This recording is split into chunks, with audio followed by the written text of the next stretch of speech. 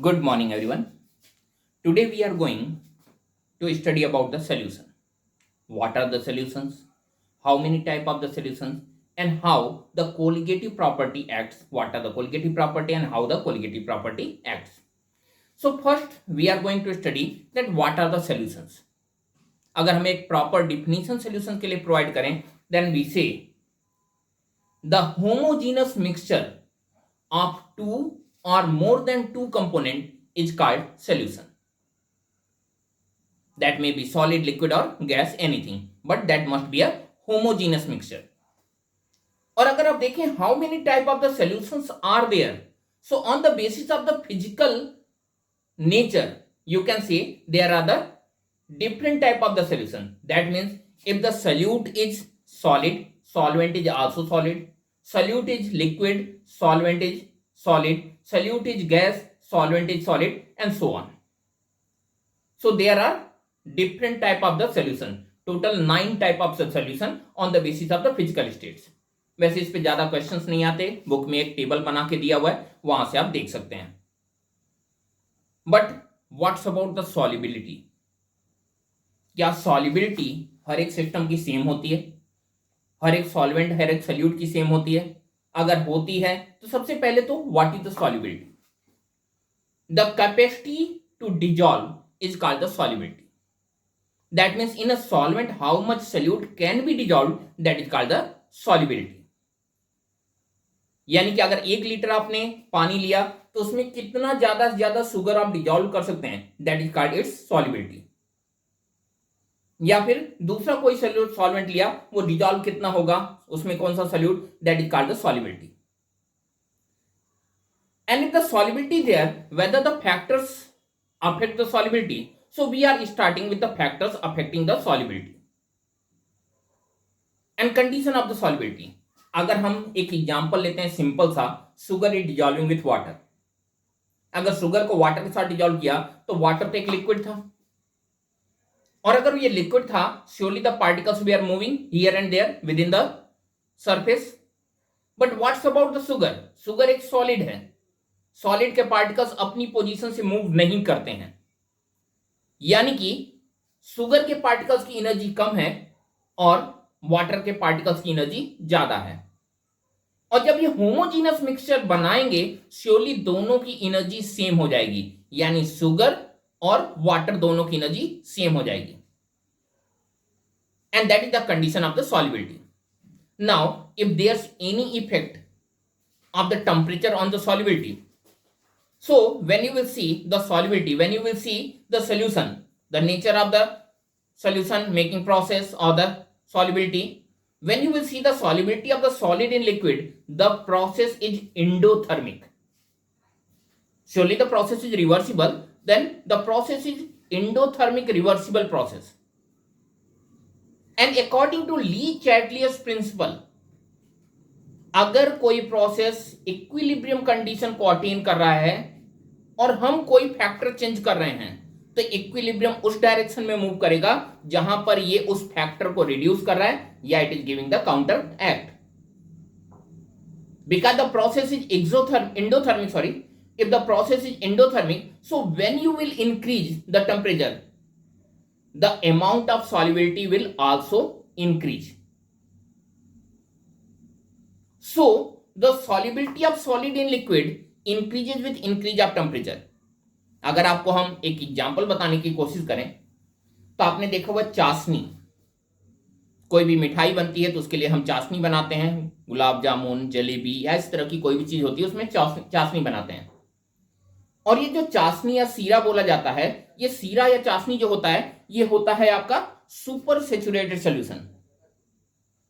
अगर ये super saturated solution है, that means the concentration is over the saturated condition, यानी जो मैक्सिमम सॉल्युबिलिटी है उससे भी ज्यादा कंसंट्रेशन पे होता है. Why? Because it is made at higher temperature. जितनी भी चाशनी बनाई जाती है उसे गर्म करके बनाया जाता है, इसी वजह से वो सुपर सेचुरेटेड कंडीशन में जाता है, इसी वजह से उसका कंसंट्रेशन इतना हाई हो जाता है. क्लियर? अगर नहीं क्लियर है तो एक और चीज देखते हैं. जब तक चाशनी, अगर आप लोग कभी गए होंगे दुकान में जलेबी वगैरह खाने के लिए, तो जब तक चाशनी में जलेबी को आप डिप करते रहते हैं, उसे गर्म करके रखते हैं, that is a homogeneous solution. लेकिन जब उस चाशनी को ठंडा कर देते हैं तो क्या होता है, ठंडा करने के बाद चाशनी के ऊपर एक शुगर का लेयर जमने लगता है। जिस भी कंटेनर पे है उसके ऊपर एक शुगर का लेयर जमने लगता है। क्यों? क्योंकि जब आपने टेम्परेचर कम किया तो टेम्परेचर कम होने के साथ साथ सॉल्युबिलिटी भी कम होने लगी। So for the solid, the solubility increases with increase of temperature. Why? Because the process of the solubility of solid in liquid is an endothermic process. But what's about the gases? If the gas is dissolving in water, whether there's effect on the solubility of such type of substances on increasing the temperature? Surely there is a effect. Gas का water या gas का liquid के साथ जो solubility process है, that is exothermic process.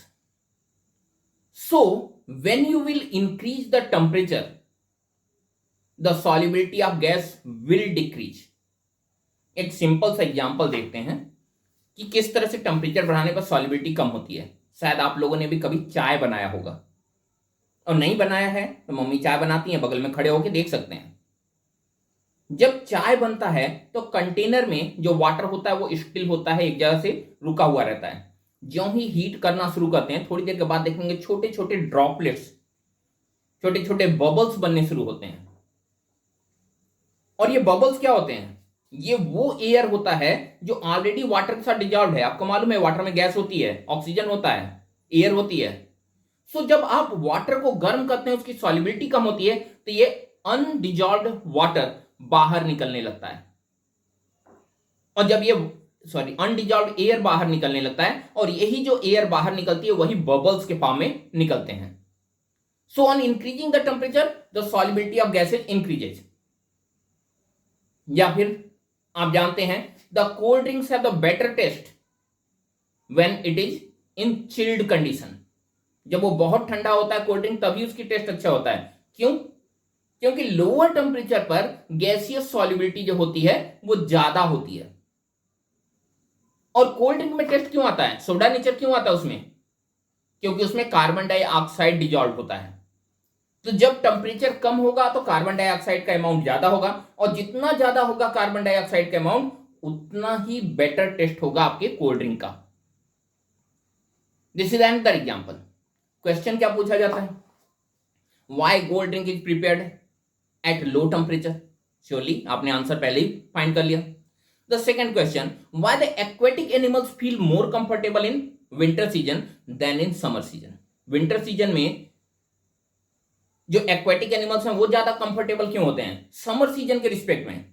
तो winter season में surely temperature कम है, टेम्परेचर कम है तो गैसियस सॉल्युबिलिटी ज्यादा होगी, और जब गैसियस सॉल्युबिलिटी ज्यादा होगी तो गैसियस सॉल्युबिलिटी ज्यादा होने की वजह से क्या होगा? वाटर में ऑक्सीजन का अमाउंट कम हो जाएगा। और एक्वेटिक एनिमल्स के लिए जो बायो ऑक्सीजन डिमांड है, जिसे बीओडी कहते हैं, वो वहां पे अवेलेबल होगा। If the oxygen is available, surely the animals will be active, will be more comfortable. So aquatic animals feel more comfortable in winter season than in summer season because of the available excess of gases, or due to the greater solubility of the gases in the water at lower temperature. Now the second factor, that is the pressure. Whether pressure also affect the solubility? Surely it also affect, but not for the solid in liquid. Reason ये होता है कि solid के particles एक दूसरे के बहुत close compact होते हैं।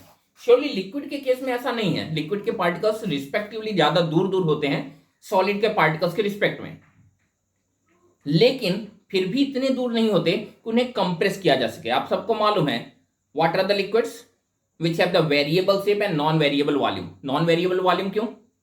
क्योंकि उन्हें प्रेशराइज करने पर वो कंप्रेस नहीं होते, उनका वॉल्यूम कम नहीं होता, और वॉल्यूम कम नहीं होता यानी कि प्रेशर का उन पे कोई इफेक्ट नहीं पड़ने वाला। So there's no effect on the volume, there's no effect on the energy of the solids and liquids by providing the pressure. So there will be no effect on the solubility of the solid in liquid on providing the pressure, on changing the pressure. But what's about the gases? क्या gases की solubility बढ़ती या घटती है? Surely Henry says, according to Henry law, P, that is the pressure, is proportional to X. That means how much pressure you are applying, that is proportional to the mole fraction of the gases dissolving in water. या simply इस x को, mole fraction को आप solubility के term में ले सकते हैं, तो pressure is proportional to x. जितना ज्यादा एक्सटर्नल प्रेशर लगाएंगे उतनी गैसियस सॉल्युबिलिटी बढ़ती जाएगी. So P is proportional to x और P equal to KHX, where this KH is called Henry law constant, and this relation is called Henry law. So Henry law says that the gaseous solubility increases on increasing the external pressure. बाहर से pressure जितना बढ़ाते जाएंगे solubility उतनी बढ़ती जाएगी. तो क्या इसका भी कोई एग्जांपल अवेलेबल है? जैसे टेम्परेचर के साथ सॉल्युबिलिटी रिलेशन हमने देखा, तो क्या प्रेशर के साथ भी सॉल्युबिलिटी रिलेशन है? श्योरली ये भी है और हमारे डेली लाइफ में है.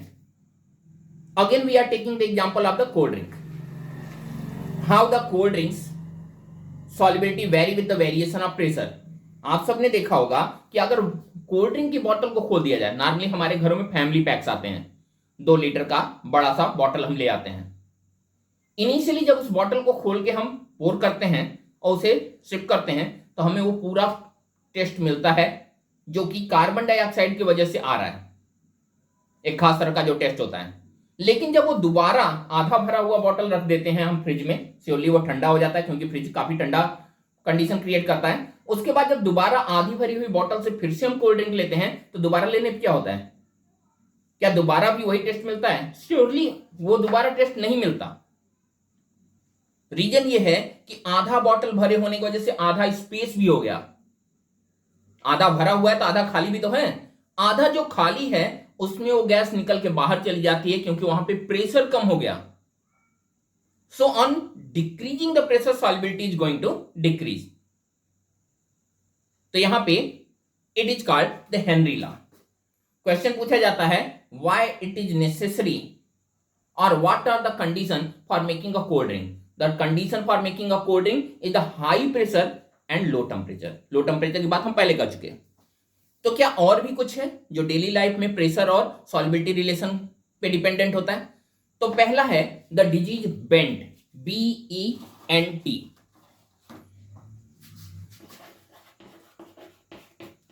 बेंट क्या होता है?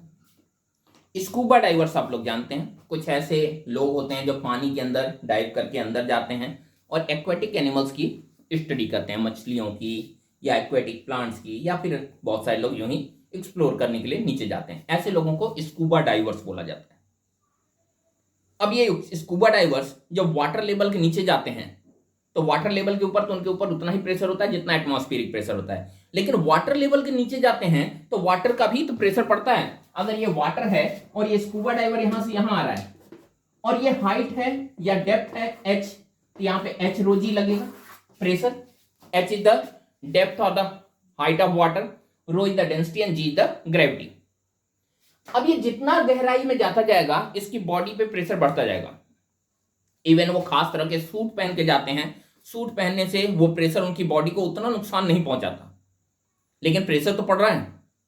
और प्रेशर बढ़ने से क्या होगा? ज्यों ही प्रेशर बढ़ेगा सॉल्युबिलिटी बढ़ने लगेगी. और बॉडी के अंदर गैसियस सॉल्युबिलिटी बढ़ गई तो उससे प्रॉब्लम क्या होगा? बॉडी के अंदर एक्चुअली ब्लड के अंदर सॉल्युबिलिटी बढ़ रही है, सॉल्युबिलिटी बढ़ गई तो प्रॉब्लम क्या होगा? कोई भी प्रॉब्लम नहीं. ऑक्सीजन बॉडी में ज्यादा होगा तो आप और कंफर्टेबल हो जाएंगे. और अगर कंफर्टेबल हो गए तो उसमें कोई प्रॉब्लम तो है नहीं. प्रॉब्लम कब आएगी? जब ये स्कूबा डाइवर यहां से वापस जाएगा, क्योंकि यहां पे घर बना के रह नहीं सकता, परमानेंट पानी के अंदर थोड़ी रहेगा, कभी न कभी तो निकलेगा. जब ये वापस जाएगा तो क्या होगा? जब ये वापस जाएगा तो प्रेशर डिक्रीज करेगा, और जब प्रेशर डिक्रीज करेगा तो सॉल्युबिलिटी भी डिक्रीज करेगी. और अगर गैस की सॉल्युबिलिटी कम होगी तो क्या होगा? On decreasing the solubility the gas will come out from the blood. और किस फॉर्म में आएगा? It will come out in the form of the bubbles. अब हमारे वेन्स कितने पतले पतले से होते हैं, और इन पतले वेन्स में ब्लड फ्लो कर रहा है. अगर इसमें एयर बबल हो गया तो क्या होगा? एयर ब्लॉकेज क्रिएट होगा, यानी ब्लड का फ्लो रुक जाएगा। और अगर ब्लड का फ्लो रुक गया तो क्या होगा? श्योरली आप जानते हैं ब्लड ही तो हमारे सारे के सारे सर्कुलेशन सिस्टम के लिए रिस्पॉन्सिबल है, शायद डेथ हो जाए। अब इससे बचने के लिए क्या करते हैं? नॉर्मली व्हीकल में अगर एयर ब्लॉकेज हो जाता है तो हम क्या करते हैं, कहीं एक जगह से पाइप को खोल देते हैं, पंप कर देते हैं और पंप करके उसे निकाल देते हैं, थोड़ा सा डीजल के साथ एयर निकल जाता है। लेकिन हमारी बॉडी में तो ऐसा कोई नट बोल्ट है नहीं कि थोड़ी उंगली निकाल के बाहर रख दो, यहां से ब्लड निकाल दो, फिर से जोड़ देना। अब इसके लिए करते ये हैं कि हमारा जो हार्ट है, हमारे पास एक ही हार्ट है, ऑटोमेटेड हार्ट है जिसे हम एक ही पंप है जिसे हम हार्ट कहते हैं। ये हार्ट अपने फंक्शन को बढ़ा देता है, जिस कैपेसिटी से प्रेशराइज कर रहा है उससे ज्यादा प्रेशर से ये प्रेशराइज करना शुरू करता है और ब्लड पे, वेन्स पे प्रेशर बढ़ाने लगता है। और ऐसा होने से वेन्स के ऊपर प्रेशर बढ़ता है, और वेन्स के ऊपर जब प्रेशर बढ़ता है तो वेन्स फट जाती हैं। फटने की वजह से ब्लड वेन से बाहर निकलेगा, श्योरली उसके साथ गैस भी निकल जाएगी, यानी जो एयर होगा वो भी निकल जाएगा और एयर ब्लॉकेज खत्म हो जाएगा। तो आप कहते हैं इसमें प्रॉब्लम क्या है? प्रॉब्लम ये है कि जब ये वेन्स फटती हैं तो बहुत एक्सेसिव पेन होता है। और कितने जगह पे एयर ब्लॉकेज हुआ होगा? क्योंकि पूरी बॉडी में एयर था तो पूरी बॉडी में ही ब्लॉकेज हुआ होगा। और अगर पूरी बॉडी में ब्लॉकेज हुआ है यानी कि पूरी बॉडी में ही आपको इस तरह के veins फटेंगे। Surely it is not a good condition. It is a very painful condition. And this condition is called the disease bend. अब इसे हटाने के लिए, इससे बचने के लिए हम क्या करें? इसके बचने के लिए भी तो कुछ करना पड़ेगा। इससे बचने के लिए हम करते हैं कि हम जो हमारा जो सिलेंडर होता है, जो किट होता है जिसमें हम ऑक्सीजन लेके नीचे जाते हैं स्कूबा डाइविंग के लिए, उसमें मेनली ऑक्सीजन के साथ नाइट्रोजन भरा होता है। नाइट्रोजन क्यों भरा होता है? आपको मालूम है, प्योर ऑक्सीजन हम इनहेल करके सर्वाइव नहीं कर सकते, तो उसके साथ नाइट्रोजन होता है। हम करते क्या है, बेंड को अवॉइड करने के लिए नाइट्रोजन की जगह पे हीलियम डाल देते हैं। हीलियम का सॉल्युबिलिटी प्रोडक्ट बहुत कम होता है, हीलियम बहुत ज्यादा डिजॉल्व नहीं होता, बहुत कम डिजॉल्व होता है। और कम डिजॉल्व होने की वजह से, क्योंकि वो डिजॉल्व ही नहीं हो रहा, तो ज्यादा बबल्स नहीं बनाएगा, ज्यादा बबल्स नहीं बनाएगा तो एयर ब्लॉकेज भी नहीं क्रिएट करेगा।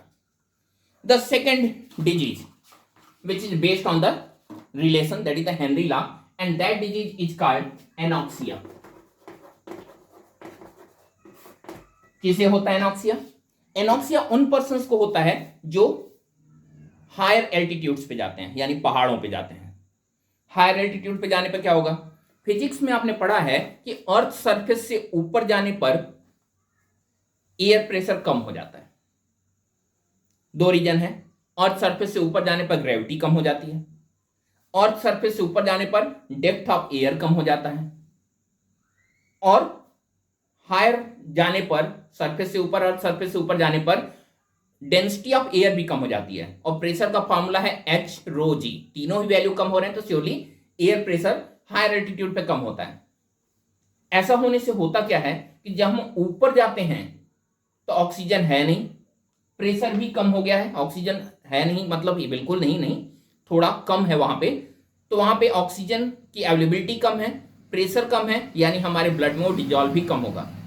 ऐसा होने पर हमें जितने ऑक्सीजन की जरूरत होती है उतना ऑक्सीजन मिल नहीं पाता, और जब नहीं मिल पाता तो हमारे कुछ ऑर्गन्स बेसिकली काम करना बंद कर देते हैं, स्पेशली हमारा ब्रेन, क्योंकि हमारा ब्रेन सबसे ज्यादा ऑक्सीजन डिमांड करता है, सबसे ज्यादा active portion of the body है, और ऐसा होने की वजह से हमारा ब्रेन प्रॉपरली काम नहीं करता है, and that condition is called the anoxia. How will you avoid the condition of anoxia? Anoxia avoid करने के लिए हम करते क्या हैं कि जो भी लोग जाते हैं हायर एल्टीट्यूड पे, उन्हें हम रिहेबिलिटेशन प्रोवाइड करते हैं, उन्हें एक जगह पे रख देते हैं, आप अपने डेली रूटीन्स करिए और वहां पे रहिए, थोड़ा बहुत हल्का फुल्का वॉक करिए। धीरे धीरे क्या होता है, विद द टाइम हमारे आरबीसी काउंट बढ़ने लगते हैं, और ज्यों ही आरबीसी काउंट बढ़ने लगते हैं हम बेटर फील करने लगते हैं, ऑक्सीजन बढ़ने लगता है, हमारे ऑर्गन्स प्रॉपरली वर्क करने लगते हैं। Then this condition is called the anoxia, and the way of treatment of the way of the avoidance of the anoxia is the rehabilitation. Rehabilitation से आरबीसी काउंट बढ़ जाते हैं और एनॉक्सिया की condition नहीं होती है। तो आज के लिए इतना काफी है। नेक्स्ट डे हम देखेंगे the colligative properties. what are the colligative property, how many colligative properties are there, and what are their applications in our daily life. Till then, bye and have a nice day.